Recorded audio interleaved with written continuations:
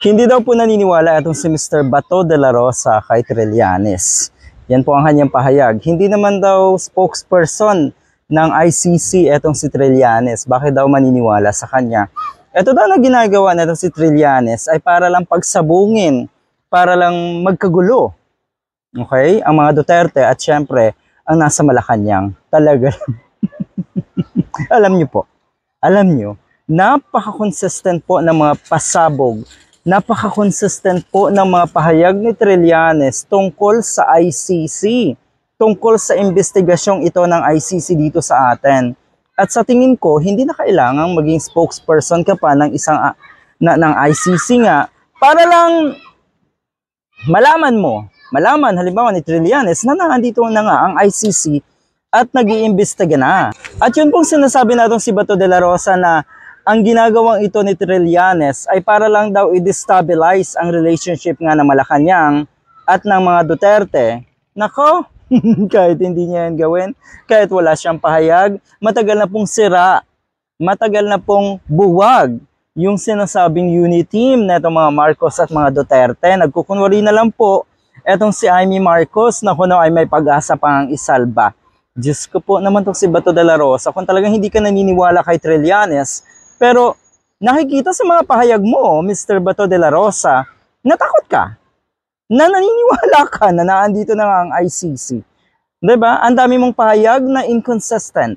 Ngayon, mukhang pati ang Pangul, ang nasa Malacanang, ay babanatan mo na rin. Sige, you see, kahit hindi na kailangan ng mga pahayag ni Trillanes, kayo mismo ang magbabanatan at magbabanggaan mga Duterte, kampo ng mga Duterte, at ng mga nasa Malacanang.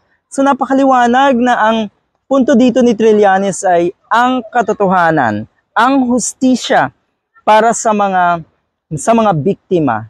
Okay? May isang matapang na katulad ni Trillanes. Marami ng pahayag laban sa mga Duterte na may katotohanan. Dahil kung wala at gawa-gawa lang yan ni Trillanes, edi sana kinasuhan na siya ng mga Duterte. Pero wala eh. Hindi pa rin nangyayari.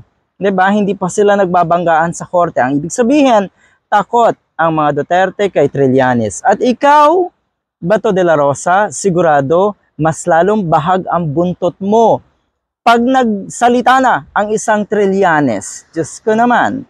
Sabi niya, ito yun, oh. Actually, hindi pa ako naniniwala sa kanya. Hindi daw pala naniniwala. Dahil hindi naman daw nga spokesperson ng ICC etong si Trillanes. Kailan pa daw siya in-appoint na spokesperson? Yun lang, sabi ng mga netizens, ulit-ulitin natin, bakit? Ba't kailangan maging spokesperson? Okay? Para malaman yung mga bagay na ganito ay connection pa lang netong si Trillanes at yung kanyang lawak ng kaalaman, abay, napakalayo na sa isang katulad nito si Bato de la Rosa. Diba? Anyway, kaya nandyan lang siya just to destabilize daw. Agitator ang tawag na nung si Bato de la Rosa kay Trillanes. Good luck, Bato. Good luck. Pero yun nga, nasa spotlight ka na naman ngayon. Puro negatibo ang mga balita sa'yo. At puro, ang mga kababayan natin ay halatang halata yung takot at kaba sa yung dibdib. Nalalapit na nga ba siguro talaga ang hustisya ng mga biktima ng drug on war?